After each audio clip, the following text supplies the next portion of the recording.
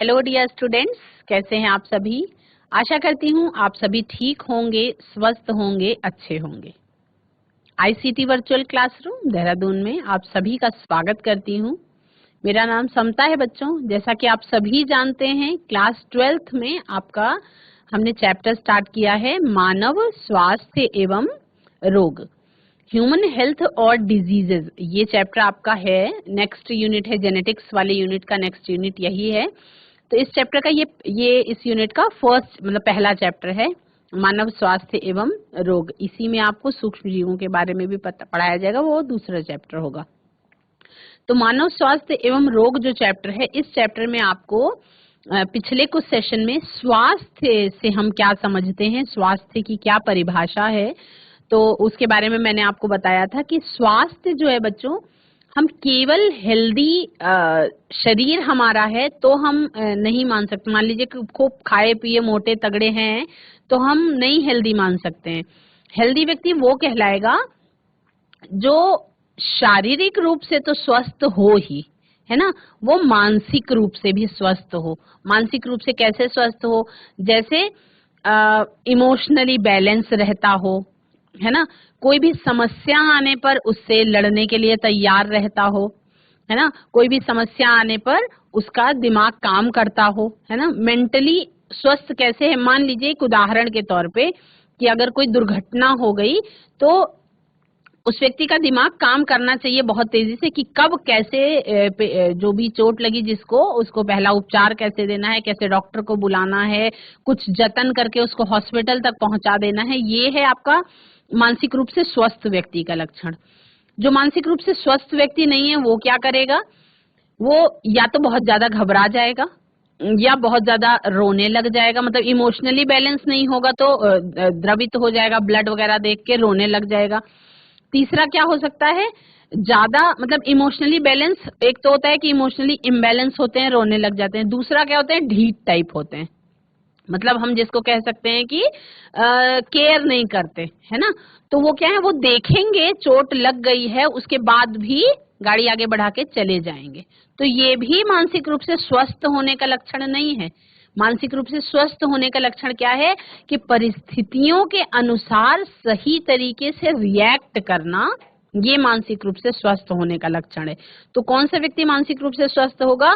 जो दुर्घटना में किसी व्यक्ति को यदि चोट लगी है तो उसको कुछ जतन करके हॉस्पिटल तक पहुंचा दे, वो मानसिक रूप से स्वस्थ कहलाएगा।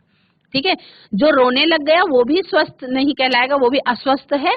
और जो देख करके चला गया, आगे बढ़ गया, वो भी अस्वस्थ ही है ना।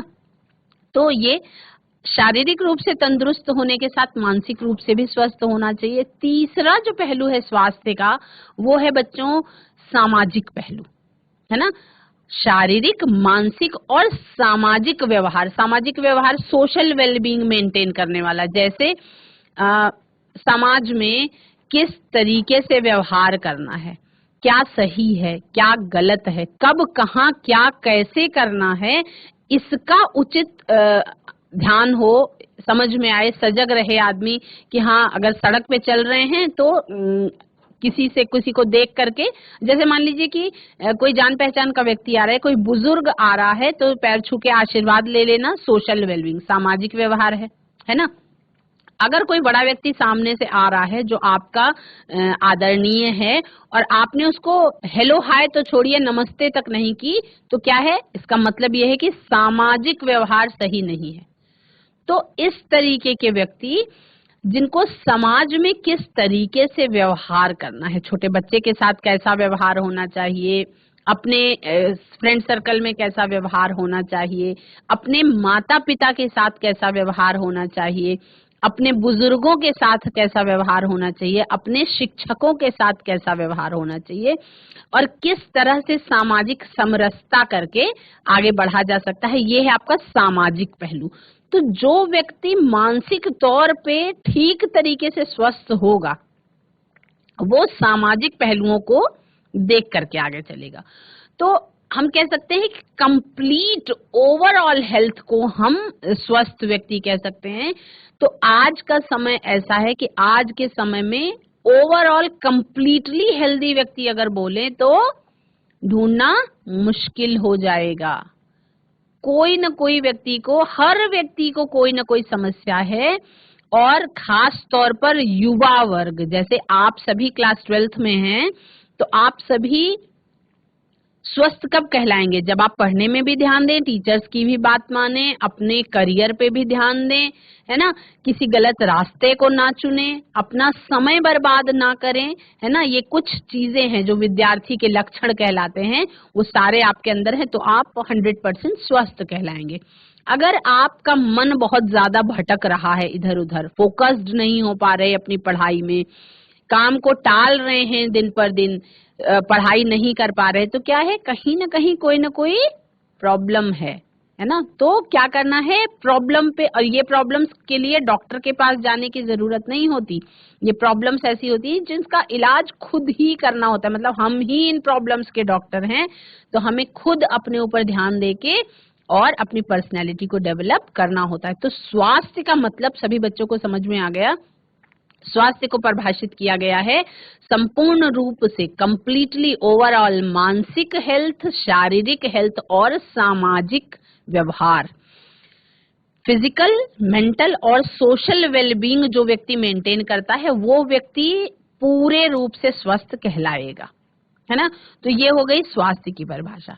अब कुछ आम तौर पे कुछ बीमारियां होने लगती हैं, है ना। कुछ आम तौर पे कुछ मौसमी बीमारियां होती हैं, सीजनल जिसको कहते हैं। जैसे जब भी मौसम बदलने वाला होता है तो वायरल फीवर चल पड़ता है। वायरल फीवर क्या है? एक तरीके का वायरल फ्लू जो है वो एक तरीके का सीजनल बीमारी। जब भी सीजन बदलेगा, जब भी वातावरण में तापमान में परिवर्तन होगा, टेम्परेचर में जब अप डाउन होता है, तो लोगों को सामान्य जुकाम हो जाता है, मतलब सर्दी जुकाम की शिकायत बहुत ज्यादा बढ़ जाती है। और क्योंकि ये संक्रामक रोग है तो बहुत तेजी से फैलता है। तो हमने टाइफॉइड फीवर के बारे में बात कर ली है ना। टाइफॉइड फीवर जो सामान्य तौर पे बहुत से लोगों को देखा गया है, आपको लक्षण के रूप में वो बुखार के तौर पर सामने आएगा और जोड़ों में दर्द होता है। कुछ सिम्टम्स ऐसा है ना कि सारे रोगों के सिम्टम्स लगभग कहीं ना कहीं कॉमन होते हैं। तो टाइफाइड में क्या होता है? टाइफाइड में एक चीज होती है कि बुखार आता है बहुत लंबे समय तक, मतलब अगर महीने 2 महीने से लगातार आपको किसी एक नियत समय पे फीवर बार बार रिपीट कर रहा है तो संभावना है टाइफाइड की। तो टाइफाइड के लिए मैंने आपको बताया था कि विडाल टेस्ट करते हैं। हमारे पास लैब्स होती हैं, तो लैब्स में हम खून की जांच, खून के सैंपल की जांच कराई जाती है। उस टेस्ट का नाम है विडाल टेस्ट। तो विडाल टेस्ट से टाइफॉइड वाले बैक्टीरिया का पता चल जाता है। क्या है? ये एक बैक्टीरियल डिजीज है, सैल्मोनेला टाइफी से होता है। और मैंने आपको एक इंटरेस्टिंग सी स्टोरी बताई थी कि एक कुक थी, एक शेफ थी जिसका नाम टाइफॉइड था, उसके नाम पर ही इस फीवर का नाम टाइफॉइड रख दिया गया। वो बहुत सालों तक क्या करती थी? टाइफॉइड फीवर फैलाती रही थी, है ना। और टाइफॉइड फीवर जो है बच्चों, वो होता कैसे है? आपकी आंतों में इन्फेक्शन से हो जाता है। मतलब क्या? आपके भोजन में कुछ कंटामिनेशन रहा होगा, या आपका पानी में या खाने में अगर कुछ संदूषक मिक्स हैं, मतलब ये सैल्मोनेला टाइफी बैक्टीरिया अगर उसमें प्रेजेंट हो गया तो आपको टाइफॉइड फीवर हो जाएगा। और सबसे बड़ी दिक्कत ये है कि होने के बहुत टाइम बाद पता चलता है, मतलब तुरंत ये लक्षण नहीं दिखाता है। फीवर आना शुरू हो जाएगा तो आदमी समझ नहीं पाता कि क्या है, जब तक टेस्ट कराएंगे तब तक बढ़ चुका होता है। ये हो गया आपका टाइफॉइड के बारे में हमने बात करी थी। फिर हमने सामान्य बुखार के बारे में सामान्य जुकाम के बारे में बात करी थी। सामान्य जुकाम जिसको हम कहते हैं जुकाम हो गया है या सर्दी लग गई है, तो ये क्या होता है? ये वायरल डिजीज है ना। अब आपको भी याद ही करना है, आपको अलग अलग रोगों के लिए अलग अलग पेपर पे क्या लक्षण है, क्या कारण है, क्या उपचार के तरीके हैं, क्या बचाव है और किस चीज से ये बीमारी फैल रही है, मतलब कौन से वायरस से या कौन से बैक्टीरिया से, कौन सा पैथोजन है, रोग जनक कौन है, उसका नाम इतना लिखना है। उसके बाद आप ब्रीफ में अपने आप लिख लेंगे। सामान्य जुकाम के बारे में मैंने बताया था कि एक वायरल डिजीज है, यानी कि किसी वायरस से होता है। तो उस वायरस का नाम है राइनो वायरस। इसमें सामान्य जुकाम में आप सभी को पता है लगभग 3 दिन तक रहता है, उसके बाद अपने आप ही ठीक भी हो जाता है। किसी किसी को थोड़ा ज्यादा सीवियर हो सकता है। सामान्य लक्षण इसके क्या हैं कि है तो ये वायरल डिजीज, सामान्य लक्षण क्या है कि स्नीजिंग, छींक आना, खांसी का आने लग जाना, कफ का जम जाना, ये सब सामान्य जुकाम के लक्षण हैं। मैंने आपको इससे थोड़ा सा और बढ़ा हुआ निमोनिया के बारे में भी बताया था। निमोनिया रोग कैसा होता है? निमोनिया रोग ऐसा होता है कि जो आपका जिसमें रिब्स जो होती हैं, निमोनिया का लक्षण क्या है कि जो हमारी, जिसको हम कहते हैं वक्ष गुहिका, जो हमारी चेस्ट कैविटी है, तो चेस्ट कैविटी के बाहर एक प्रोटेक्शन वाला जाल है ना, हड्डियों का बना हुआ जाल है आपके यहाँ से लेकर के और यहाँ पेट तक, ये चीज है, इसको हम क्या कहते हैं, रिब्स, है ना, पसलियां। तो ये कह सकते हैं कि पसलियां चलने लग गई। होता क्या है कि उसमें हमारे लंग्स पे असर हो जाता है। सामान्य जुकाम जो है वो खाली हमारे नेजल पैसेज पर असर डालता है, नेजल पैसेज में इन्फेक्शन फैलाता है, लेकिन यदि निमोनिया हो जाए तो वो आपके फेफड़ों पर असर डाल देता है, आपके लंग्स पे। तो लंग्स की कैपेसिटी हो जाती है कम, है ना, और कफ की मात्रा बहुत ज्यादा हो जाती है। और क्या होता है, जो रिब्स हैं वो, क्योंकि सांस की गति बहुत तेज हो जाती है, इसलिए रिब्स जो है वो बहुत ज्यादा मूवमेंट करने लगती हैं। तो हम सामान्य तौर पे कह सकते हैं कि पसलियां चलने लगी, है ना, ऐसा बोला जाता है सामान्य तौर पर। तो ये हो गया निमोनिया के बारे में। अभी हम स्मार्ट बोर्ड पे चलेंगे और कुछ और सामान्य रोगों के बारे में जानेंगे। देखते हैं कौन सा रोग है जिसके बारे में आपको मैं बताऊंगी। बच्चों, हमने बात करी थी कौन सी बीमारी के बारे में? आपका, हमने निमोनिया के बारे में बात कर ली थी, है ना। तो निमोनिया का लक्षण जो है, आप देख रहे हैं, इसके संचरण के क्या कारण हैं? संक्रमित व्यक्ति द्वारा हवा में छोड़ी गई बूंदों को अपने शरीर में सांस के माध्यम से लेना। बहुत सामान्य तरीके से फैल जाता है। मतलब क्यों कोविड के बाद से न्यू नॉर्मल है कि मास्क लगा करके ही आपको भीड़ में जाना है। उसका रीजन यही है कि छींक जो है, आदमी जानबूझकर नहीं छींकता। व्यक्ति क्या है, आती है अचानक से छींक और छींक देता है। और जब आदमी स्नीज कर देता है खुले में, तो क्या होता है, उसमें छोटी छोटी बूंदों में वो संक्रमण वाला रोगजनक मौजूद होता है, जो दूसरा व्यक्ति अपनी सांस के माध्यम से अंदर ले लेता है और उसे भी ये बीमारी हो जाती है। लक्षण इसके क्या हैं? बुखार, ठंड लगना, खांसी और सिर दर्द। गंभीर मामले यदि हो जाएं तो उंगलियों के नाखून नीले और हल्के काले रंग के होने लगते हैं। यदि मामला गंभीर होकर, अगर रोग जो है वो सीवियर हो गया, तो क्या होगा? उंगलियों के नाखून नीले हो जाएंगे या हल्के काले हो जाएंगे, है ना। ये बहुत सीवियर केस में होता है ऐसा। सामान्य तौर पर अगर ठंड से बचाव भी एक बहुत बड़ा उपाय है। लक्षण की तो हमने बात कर ली, इसके उपाय क्या क्या हैं? सामान्य जुकाम जो है, ये आपका, न्यूमोनिया के बारे में हमने बात कर ली। सामान्य जुकाम के बारे में मैं आपको पहले भी बता चुकी हूँ। रोगजनक जो है वो है राइनो वायरस। कौन है? राइनो वायरस, है ना। इसमें प्रभावित अंग क्या है? नाक सहित श्वसन मार्ग। इसमें आपका इफेक्ट कौन से पार्ट पे शरीर के आपके इफेक्ट पड़ता है? नाक सहित श्वसन मार्ग, रेस्पिरेटरी ट्रैक्ट जो है वो प्रभावित हो जाता है। और प्रेषण के क्या कारण है ना, फैलने के क्या कारण है? संक्रमित व्यक्ति द्वारा हवा में छोड़ी गई बूंदों को सीधा सांसों के माध्यम से यदि शरीर के अंदर ले लिया जाए तो सामान्य जुकाम हो जाता है। देखो, बहुत तेजी से फैलने वाला रोग है, संक्रामक, मतलब इन्फेक्शियस डिजीज की कैटेगरी में आता है। और आप देखेंगे कि जैसे मान लीजिए एक परिवार में 5 सदस्य हैं, तो एक को जुकाम हुआ तो दूसरे का बचना बहुत मुश्किल होता है। 5 के 5 को जुकाम टाइम टाइम पे होगा, मतलब आगे पीछे होगा। पहले एक को हुआ, उससे दूसरे को होगा, उससे तीसरे को होगा, चौथे को होगा, 5वें को होगा, है ना। तो होता क्या है, एक घर में एक साथ ही रह रहे हैं, वहां पे छींक भी रहे हैं, खांस भी रहे हैं, तो जो भी आपकी हवा है ना, जो हम हवा छोड़ रहे हैं और छींकते और खांसते समय, तो वाटर वेपर्स के माध्यम से भी जो ये राइनो वायरस है ये आपका वातावरण में आ जाता है। तो जब वातावरण में आ जाता है तो क्या होता है, दूसरा कोई व्यक्ति वहां पे सांस ले रहा है तो वो अपनी सांस के साथ उस राइनो वायरस को अंदर ले लेगा अपने शरीर को, और उसके बाद क्या होगा, वो बीमार हो जाएगा, है ना।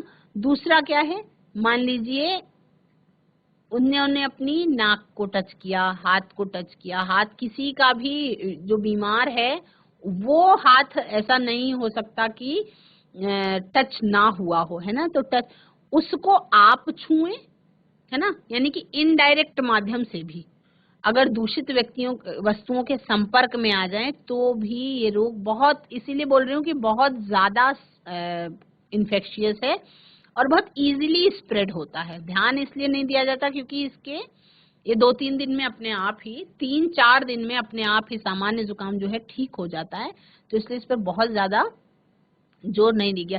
ये सेम उसी तरह से फैलता है जैसे कोविड फैलता था, है ना। बस ये है कि कोविड में सीवियरिटी बढ़ जाती है ना, गंभीर मामले ज्यादा होते हैं, और सामान्य जुकाम जो है 2-3 दिन के बाद, 3 दिन के बाद, 4 दिन के बाद ठीक होना शुरू हो जाता है ना। कफ कोल्ड होगा, हल्का सा फीवरिश लगेगा, फीवर नहीं आता पर हल्का सा फीवरिश लगता है, मतलब फील होता है ना। रेस्पिरेटरी ट्रैक्ट, नाक एकदम बंद हो जाती है, सांस लेने में तकलीफ होती है। क्यों? क्योंकि नाक बंद है, नाक से ही हम सांस लेते हैं, और रेस्पिरेटरी ट्रैक्ट में होता है इन्फेक्शन, उसमें थोड़ा सा कफ भी बनता है ना। तो अगर मास्क इन सब प्रॉब्लम्स का सॉल्यूशन हम कह सकते हैं, बचाव है ना। अगर हम मास्क लगा के रखें तो इस तरीके की बीमारियों से काफी बड़े पैमाने पे बचाया जा सकता है ना। यहाँ पे हम देखेंगे routes of infections of colds, है ना। यहाँ पे देखेंगे कि कौन कौन से रास्ते हैं हमारे शरीर में जिससे इन्फेक्शन फैल सकता है। देखिए, नोज, नाक ऐसा रास्ता है, देखो हमारे शरीर में त्वचा पे तो ऐसा प्रतिरोधी लेयर है कि कोई भी चीज डायरेक्ट प्रवेश नहीं कर सकती। तो हमारे शरीर में कोई भी बैक्टीरिया, वायरस जाने के क्या रास्ते हैं? जो हमारी ज्ञानेंद्रियां हैं, यही रास्ता है, इसी से हमारे शरीर के अंदर पहुंच जाता है बैक्टीरिया, वायरस। तो नाक के रास्ते से 41% केसेस में नाक के रास्ते से इन्फेक्शन होता है। आपकी आंखें, जो आपकी आंखें हैं, ये भी इन्फेक्शन का कारण होती है क्योंकि ये डायरेक्ट जुड़ी होती हैं शरीर के अंदर से, तो आंखों के रास्ते से भी बैक्टीरिया, वायरस अंदर जा सकते हैं। नेजोफेरिंग्स, यानी कि आपके नाक के अंदर जो थ्रोट वाला एरिया है, वो भी इसका रीजन हो सकता है, और माउथ, मुंह के रास्ते से, है ना। जैसे टाइफाइड फीवर जो होता है वो पानी के प्रदूषण से होता है, पानी के संदूषण से होता है। उसमें अगर आपका सैल्मोनेला टाइफी है तो दूसरे व्यक्ति को हो जाएगा, है ना। तो ये क्या है, आपके मुंह के रास्ते से ही ये चीज गई है। उसके बाद source of cold virus dispersion, cold virus के डिस्पर्सन का सोर्स क्या है? देखो, या तो स्नीजिंग, जो बहुत ज्यादा पैमाने पे होती है, छींकना। आप देख रहे हैं पिंक कलर का, मतलब सबसे ज्यादा पार्ट 63% कोल्ड वायरस के फैलने का, डिस्पर्सन का कारण क्या होता है? छींकना। और ये जो छींक है, ये बहुत सामान्य लक्षण है। जैसे ही तबीयत खराब होनी शुरू होती है, सबसे पहले, मतलब जुकाम और नाक बंद बाद में होती है, छींक बहुत तेजी से, रिपीटेशन होता है छींकों का, और ये छींक जो है ये डिस्पर्शन का सबसे बड़ा कारण है। स्नीजिंग और कफिंग भी इसका कारण है। स्नीजिंग आपका 63% होता है, कफिंग जो है आपका खांसी के कारण बहुत कम होता है, 3% ही होता है। और आपका नोज अगर वो हो रही है, मतलब नाक बह रही है, जिसमें कफ पहले म्यूकस के रूप में निकलता है, तो वो भी एक रीजन है, क्योंकि वो हम उतना हाइजीन नहीं मेंटेन कर पाते, है ना। ताकि रूमाल जो है उसको ठीक तौर पे यूज करें और फेंकें। हर बार अपनी नोज क्लीन करने के बाद क्या करें कि नैपकिन को फोल्ड करके अंदर की तरफ रैप करके डस्टबिन में डाल दें। ऐसी सावधानी हम नहीं कर पाते हैं, तो इसलिए ये इसके डिस्पर्सन के चांसेस ज्यादा होते हैं। लक्षण क्या क्या है? नाक का जमना। नाक का जमना का मतलब क्या है कि नाक जो है उसमें जो फेफड़ों में कफ बनने लगता है, ठीक है। तो जब फेफड़ों में कफ बनने लगता है तो वो आपके नेजल पैसेज को क्या कर देता है? ब्लॉक कर देता है ना। नेजल पैसेज को ब्लॉक कर देता है। तो नाक का जमना और बहना, बहना का मतलब नेजल पैसेज को ब्लॉक कर देता है, लेकिन वो बाद में ब्लॉक कर देता है जब कफ गाढ़ा होने लगता है। पहले क्या होती है, बहती है नाक, मतलब तब म्यूकस ऐसा होगा कि बहती है। गले में खराश, मतलब गला जो है वो आपका अच्छा महसूस नहीं करेगा, ऐसे लगेगा कि अंदर से छील दिया गया हो, इस टाइप का। तो लक्षण में और क्या है, स्वर बैठना, मतलब आवाज जो है वो नहीं निकलेगी इजीली। बैठ जाने का मतलब, स्वर बैठना, आवाज बैठने का मतलब क्या है कि ठीक आवाज का चेंज हो जाना, है ना। खांसी और सामान्य जुकाम में भी थकान, है ना। आम तौर पर ये मतलब 3 दिनों तक तो मिनिमम से मिनिमम है, 3 दिनों तक तो परेशान करेगा ही, रहता ही है। और किसी किसी को लगभग 7 दिनों तक भी ये चल सकता है ना। तो ऐसे समय में, क्योंकि अब हमें न्यू नॉर्मल जो है, हमारा मास्क लगाने का जो हम प्रैक्टिस करते हैं, हम मास्क लगाते हैं, हम समय समय पे अपने हाथों को सैनिटाइज करते हैं, तो इससे हम किसी भी रोग से बच सकते हैं। जैसे हम स्पेशली हम इसमें कोरोना से बचने के लिए ऐसा करते हैं। हम लोगों की ये आदत कैसे पड़ी, जब कोरोना महामारी फैली तब हमें ये न्यू नॉर्मल आदत पड़ी कि हमें छींकने का मतलब, अगर पब्लिक में छींका तो छींकने का मतलब क्या है, क्राइम टाइप्स हो गया, है ना। लेकिन छींक को कंट्रोल हम नहीं कर सकते, लेकिन हम ये कर सकते हैं कि जब भी छींक आ रही हो, है ना, बहुत छोटे बच्चों को ही ये पढ़ाया जाता है, कवर योर नोज और माउथ व्हेन यू स्नीज और कफ।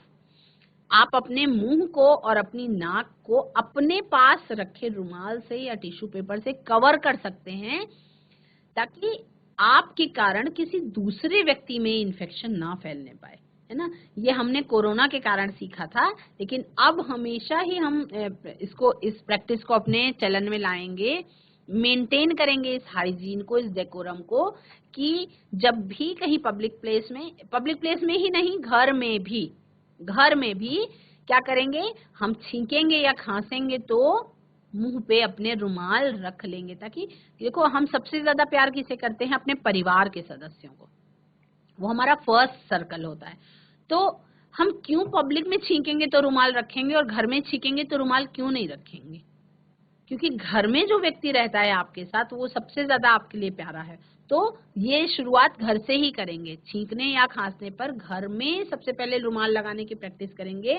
बाहर तो अदरवाइज आप लगाएंगे ही, बाहर तो आदमी अब डर के मारे भी लगाता है, लेकिन घर में भी करेंगे, ताकि जो घर के आपके परिवार के सदस्य हैं वो भी सुरक्षित रह सकें, है ना। तो ये बहुत छोटी सी सावधानी से आप किसी भी रोग से बच सकते हैं। हो सकता है वो सामान्य जुकाम हो सकता है वो कोविड का वायरस हो, है ना। तो क्या करना है, किसी भी तरीके की बीमारी जो इस तरीके से इन्फेक्शन से होती है, स्नीजिंग से या कफिंग से, छींकने या खांसने से, तो उससे बचने का ये बहुत अच्छा तरीका है कि जब भी आपको स्नीज करना है या कफ करना है तो आप अपने मुंह पे रुमाल का इस्तेमाल करें और सामान्य तौर पे मास्क का प्रयोग करें, ठीक है।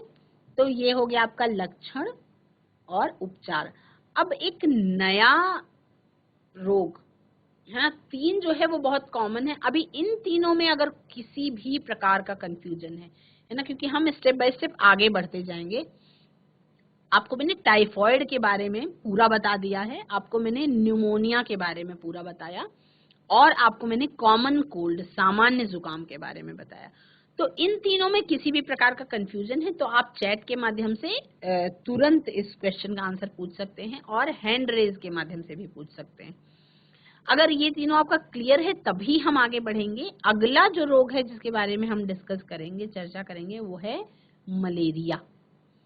मलेरिया आप सभी को पता है, इतना मतलब ये कॉमन जानकारी है, सभी को पता है कि मलेरिया जो है वो मच्छर के काटने से होता है ना।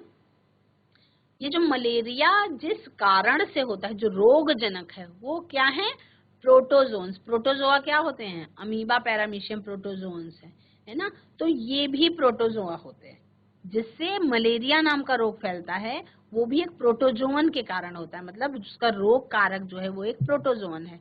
तो ह्यूमन में कुछ रोग प्रोटोजोन से होते हैं, जिसमें एक मलेरिया रोग भी है ना। तो मलेरिया जो है, आपने मलेरिया के बारे में सुना ही होगा। मलेरिया एक ऐसी डिजीज है जिससे मनुष्य कई वर्षों से लड़ता आ रहा है। मतलब जब मैं छोटी थी तब क्या होता था कि दूरदर्शन आता था, टीवी में इसका बहुत ज्यादा ऐड होता था, बहुत प्रचार होता था, और इसके मतलब जैसे हम किसी भी, जब जनता को मोटिवेट करना होता है तो क्या करती हैं सरकारें, एक स्लोगन के तौर पे, एक गाने के तौर पे मोटिवेट किया जाता है। तो मलेरिया के लिए भी सामान्य तौर पे आम जनमानस को जागरूक करने के लिए एक गाना आया था, है ना, जिस गाने के शब्द थे कि जाड़ा लग के आए बुखार तो समझो मलेरिया का है प्रहार, है ना। तो ये क्या क्या गाना था, इसको ये दिन में कम से कम 100 टाइम्स दूरदर्शन पे रिपीट होता था। तब चैनल्स नहीं होते थे, केबल वगैरह नहीं होते थे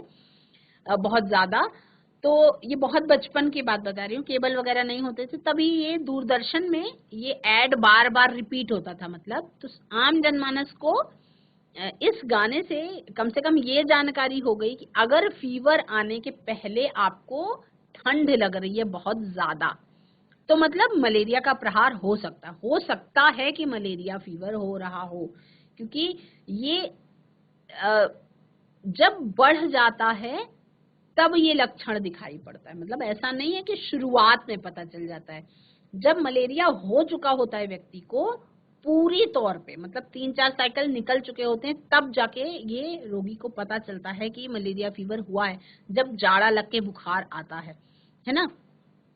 तो जो प्लाज्मोडियम है ना, इसके बारे में हम मतलब अभी भी इसका कोई उपाय नहीं रहा, क्योंकि मच्छर तो कभी भी कहीं भी बैठे आप तो काट सकता है, और कौन सा मच्छर आपके लिए मलेरिया रोग लेके आ रहा है ये आप अंदाजा भी नहीं लगा सकते, है ना। तो इसके बारे में हम डिस्कस करेंगे कि मच्छर के काटने से मलेरिया नहीं हो रहा, बल्कि मच्छर के अंदर कोई ऐसा प्रोटोजोन मौजूद है जिसने मच्छर को भी इन्फेक्ट कर रखा है ना, और उसके बाद वो व्यक्ति को भी इन्फेक्ट कर देता है ना। तो आज के सेशन में इंट्रोडक्शन जाना आपने मलेरिया का, कि मलेरिया जो है वो एक प्रोटोजोन है, बहुत छोटा सूक्ष्मदर्शी, जो मलेरिया के लिए रिस्पॉन्सिबल होता है, जिसका नाम है प्लाज्मोडियम, है ना। प्लाज्मोडियम के अलग अलग स्पीसीज जो है वो मलेरिया के लिए उत्तरदायी हो सकते हैं, है ना। तो अलग अलग स्पीसीज से बीमार होने पर अलग अलग तरीके के लक्षण आते हैं, कभी गंभीर भी हो सकता है ये रोग और कभी ठीक भी हो जाता है, लेकिन जल्दी से ठीक नहीं होता।